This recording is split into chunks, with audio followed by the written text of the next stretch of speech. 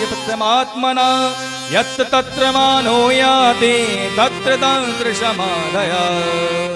भगवान सूर्य जो है वो प्रत्यक्ष देवता है, बुद्धि के स्वामी है। जब सूर्य निकल रहा हो, रक्त वर्ण का हो प्रातःकालीन अवस्था में, जो सूर्य की तरफ देखते हैं तो उनकी दिव्य दृष्टि प्राप्त होती है। उनकी जो नजर है वह नजर दोष खत्म हो जाता है। जिनके वंश में अंधे ही बच्चे पैदा होते हो, अथवा जिनके वंश में, जिनके घर में नेत्र की पीड़ा वाले बच्चे पैदा होते हो, तो उनके लिए भगवान सूर्य की पूजा अथवा चंद्र, जो भगवान सूर्य की पूजा करते हैं उनको अर्घ देते हैं। भगवान सूर्य को अर्घ सबको देना चाहिए, इस सभी का धर्म है, कर्तव्य है। क्यों देना चाहिए? क्योंकि भगवान सूर्य बुद्धि के देवता हैं। जो भगवान सूर्य को अर्घ देते हैं उनकी सद्बुद्धि होती है, कुबुद्धि नहीं होती। और अर्घ देने का कर्म क्या है? सब देते तो हैं लेकिन सही क्रम भी पता होना चाहिए। तांबे के लोटे में आपने जल भर लिया, उसमें थोड़ी रोली या सिंदूर डाल लिया, और हो सके तो हथेली के माध्यम से लोटा पकड़ो। हथेली के माध्यम से लोटा पकड़ा और भगवान सूर्य को देखते हुए जल को चढ़ाया, सूर्याय नमः कहते हुए। पाओ तो मन ही मन गायत्री मंत्र बोल लो। जब जल चढ़ जाए तो एक बात ध्यान रखो कि जब जल चढ़ा रहे हो तो उसके छींटे हैं वो पैरों पे नहीं आए। कोई गमला रख लो, कोई पात्र रख लो, तांबे का पात्र रखोगे तो जल चढ़ा दिया, फिर भगवान सूर्य के लिए अपनी हाथों की लकीरें दिखाओ। हे सूर्य भगवान, कोई हाथ की हमारी लकीर गड़बड़ हो उनको हाथ जोड़ो और मस्तक झुका लो। ये 3 क्रियाकलाप होते हैं, कम से कम ये तो करना ही चाहिए। भाई जिन सूर्य देवता का हम सुबह से लेके शाम तक प्रकाश लेते हैं, भाई बिजली जल रही है नहीं जल रही है? आप इतनी बिजली का प्रयोग कर रहे हैं तो इसका आपको लिए टैक्स देना पड़ता है। लेकिन भगवान सूर्य भी तो आपको विद्युत दे रहे नहीं दे रहे हैं, वो भी तो सौर ऊर्जा दे रहे हैं, वो भी तो प्रकाश दे रहे हैं। अगर सूरज नहीं निकले तो अंधेरा ही अंधेरा रहेगा। तो भगवान सूर्य प्रकाश दे रहे हैं, तो हमारा द्विधर्म है कि भगवान सूर्य को हम भी अर्घ प्रदान करें। और जिन बच्चों की मंद बुद्धि होती है, पढ़ते हैं गुरुजी याद नहीं रहता, और पढ़ने में बच्चे का मन भी नहीं लगता, क्या करें?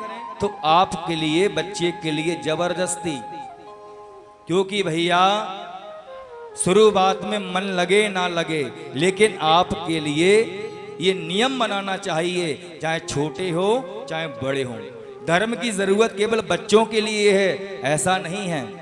जब तक शरीर में प्राण है तब तक धर्म की जरूरत है।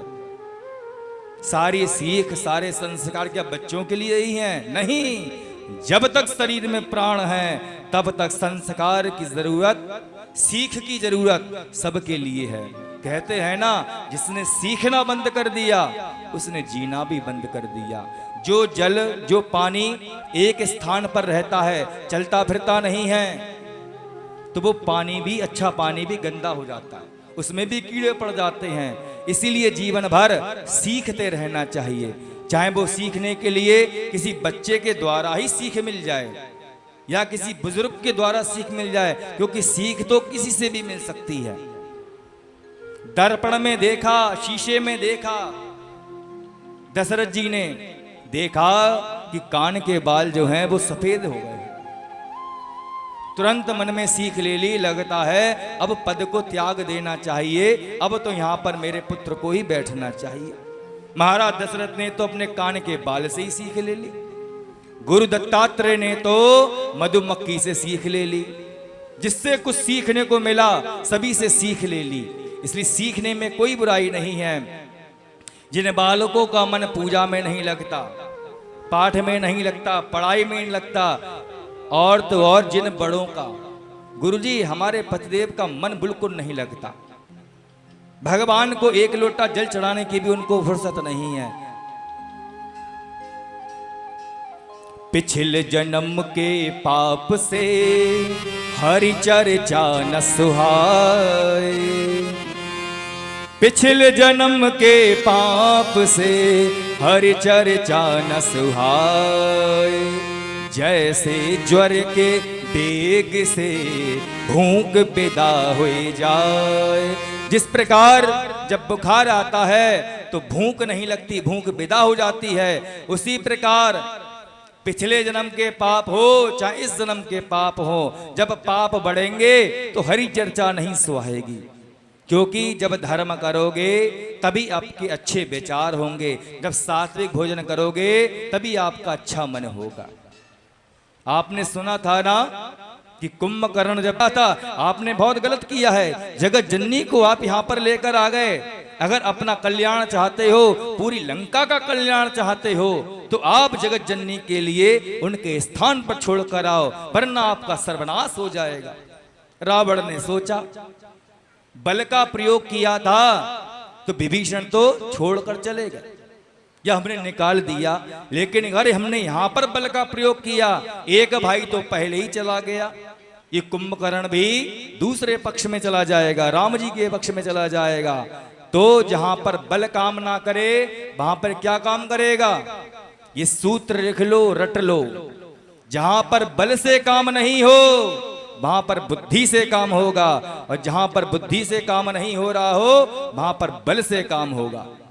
रावण ने सोचा कि मैं अगर बल का प्रयोग करूंगा तो कुंभकर्ण मेरा भैया जो है वह भी राम जी के पक्ष में चला जाएगा। तो बुद्धि का प्रयोग किया। क्या करना चाहिए? खान पान अशुद्ध कर दो, अपने आप बुद्धि भ्रष्ट हो जाएगी, अधर्म के मार्ग पर चलेगी। मुझको ज्ञान दे रहा है ना, इसका आहार जो है भी शुद्ध है, शाकाहारी है, इसलिए मुझे ज्ञान दे रहा है, मेरे मन के अनुकूल बात नहीं कर रहा है, इसकी बुद्धि पहले भ्रष्ट करो। महिष खाई कर मदिरा पाना, गर्जा बज्रा घात समाना।